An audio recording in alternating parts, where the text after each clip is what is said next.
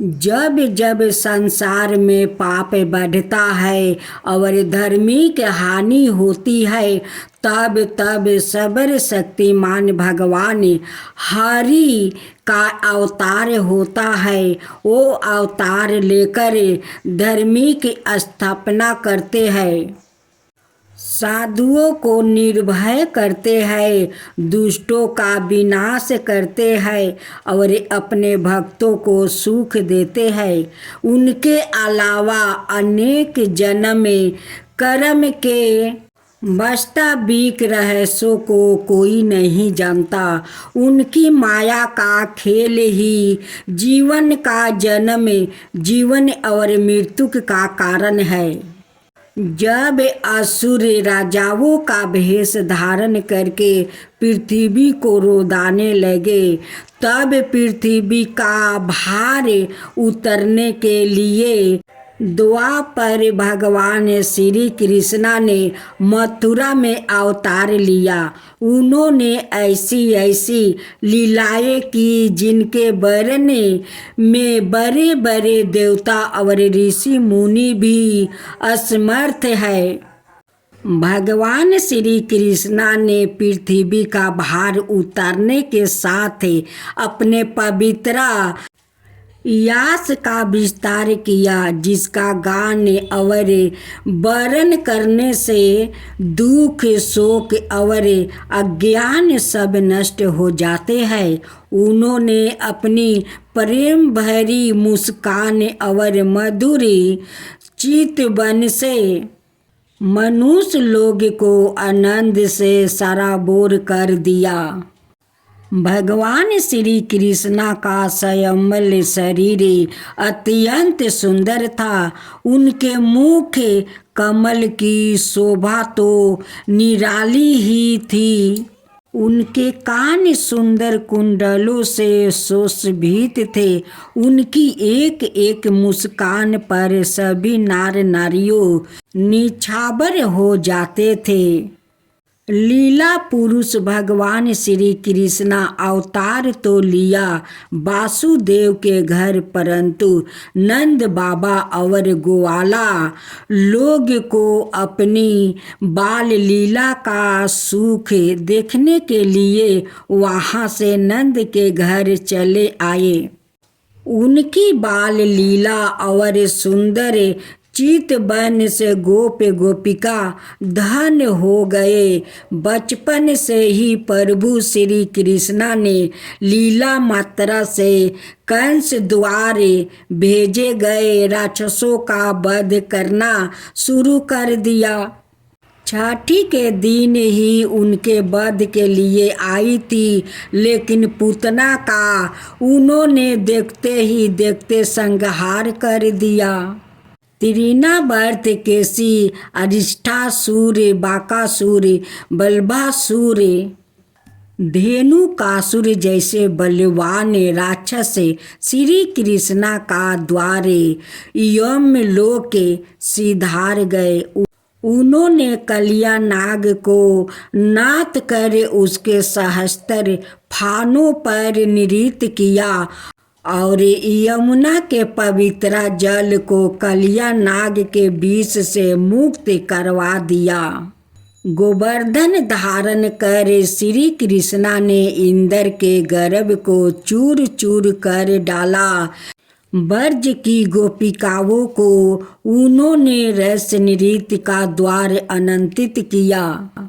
भगवान श्री कृष्णा गोकुल में अपनी लीला का प्रयोजन पूरा कर मथुरा लौट आया। उन्होंने कंस और उसके क्रूर सहयोगियों का संहार कर अपने माता पिता का कारागार से उद्धार किया। उग्रसेन को पूर्ण राजा बनाया। कंस के संबंधी बड़े बड़े असुर राजाओं का सेना सहित संहार किया।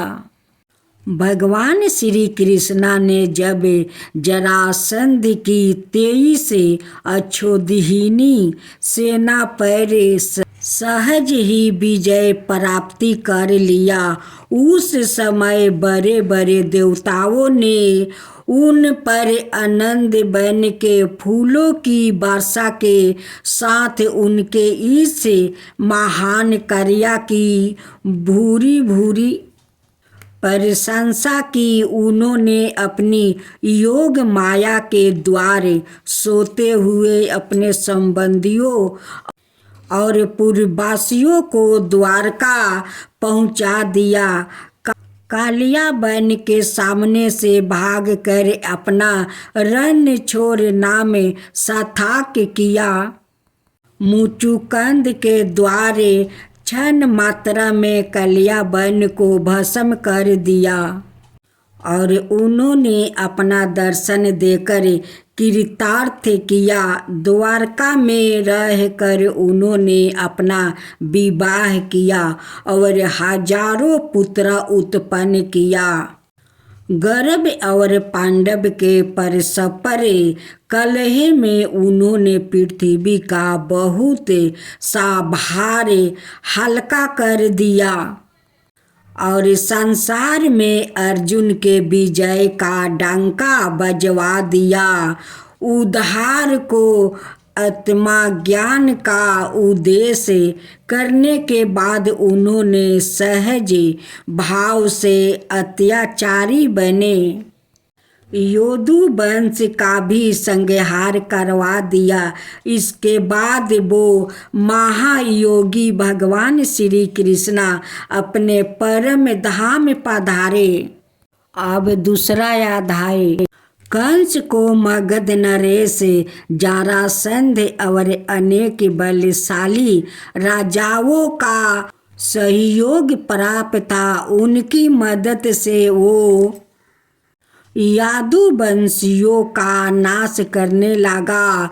यादुवंशी कंस के अत्याचार से भयभीत होकर दूसरे देशों में जाकर बसने लगे। उसने एक एक करके देवकी के 6 पुत्रों की हत्या कर दिया। अंत में 7वां गर्भ के रूप में भगवान शेष जी देवकी के गर्भ में थे। भगवान श्री कृष्णा ने अपनी योग माया को आदेश दिया कि तुम इस समय देवकी के गर्भ में स्थिति शेष जी को रोहिणी के गर्भ में स्थापित कर दो। मैं संपूर्ण कलाओं के साथ देवकी का पुत्र बनूंगा। तुम नंद गोप की पत्नी दशोदा का गर्भ में जन्म लेना। भगवान के आदेश से योग माया ने वैसा ही किया। कुछ दिनों बाद देवकी की शरीर की कांति से बंदी ग्रह जगमगाने लगा। यह देखकर कंस ने सोचा कि इस बार अवश्य ही इसके गर्भ में मेरे प्राणों के ग्रह के विष्णु ने प्रवेश किया है। परंतु एक तो यह स्त्री है, दूसरे मेरी बहन है और तीसरे गर्भवती है।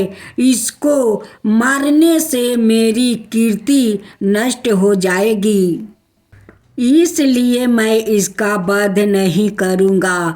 कंस इतना अधिक दुष्ट था कि वो देवकी को आसानी से मार सकता था, पर इस समय उसने सवाए ही क्रूरता का विचार छोड़ दिया। अब वो विष्णु के प्रति वर ठान कर उनके जन्म की प्रतीक्षा करने लगा। आखिर प्रतीक्षा का समय समाप्त हुआ। भगवान के अवतार की शुभ घड़ी आ गई। रोहिणी का पावन नक्षत्र था। आकाश के सभी नक्षत्र तारे संत और स्वयं हो गया। निर्मल आकाश में तारे जगमगा रहे थे। पृथ्वी की छटा निराली हो गई। आज बहुत दिनों बाद पृथ्वी के स्वामी भगवान उनका भार हरण करने के लिए अवतार ले रहे थे। इसलिए वो पलक पवारे बिछाकर और हृदय खोलकर प्रभु के दर्शन के लिए तैयार हो गई। जिस समय भगवान के अवतार का अवसर आया, स्वर्ग में देवताओं की दून दुबिया अपने आप बज उठी। कीतर और गंधर्व मधुर स्वर में गाने लगे, अप्सराओं नृत्य करने लगी। बड़े बड़े देवता और ऋषि मुनि आनंद से भर कर पुष्पा की वर्षा करने लगे। जल से भरे हुए बादल गरजना करने लगे। भाद्रपद के कृष्णा पक्ष की घोर अंधियारी आंधी रात को तीनों लोकों के स्वामी भगवान श्री कृष्णा देवकी के गर्भ से प्रकट हुए। वासुदेव जी ने देखा, उनके सामने एक अद्भुत बालक है। उसके नेत्रा कमल के समान कोमल है और वो विशाल है। वो 4 सुंदर हाथों में शंख चक्र गादा और कमल लिए हुए है। उसके गले में कस्तूब मणि झिलमिला रहे हैं। उसके श्यामल सुंदर शरीर पर मनोहर पीतांबर फहरा रहे हैं। उसके कमर में करधनिया की लड़ियां लटक रही है। आभूषणों से सुशोभित बालक के अंग अंग से अनोखी छटा छिटक रही है। जब वासुदेव ने देखा कि मेरे पुत्र रूप में साक्षात श्री हरि आए हैं, तो उनके आनंद का ठिकाना ना रहा। उनका रोम रोम आनंद से भर गया। मन ही मन उन्होंने ब्राह्मणों को 10,000 गायें देने का संकल्प कर लिया। श्री कृष्णा की अंग कांति से सूतिका ग्रह जगमगाने लगा। वासुदेव ने श्री हरि के चरणों में शीश झुका दिया और स्तुति करने लगा। उनका सारा भय जाता रहा। माता देवकी ने कहा, प्रभु, पापी कंस को कहीं यह मालूम ना हो जाए कि आपका जन्म मेरे गर्भ से हुआ है। आपके लिए मैं कंस से बहुत डर रही हूँ। आप अपने इस रूप को छिपाकर बालक रूप में हो जाइए।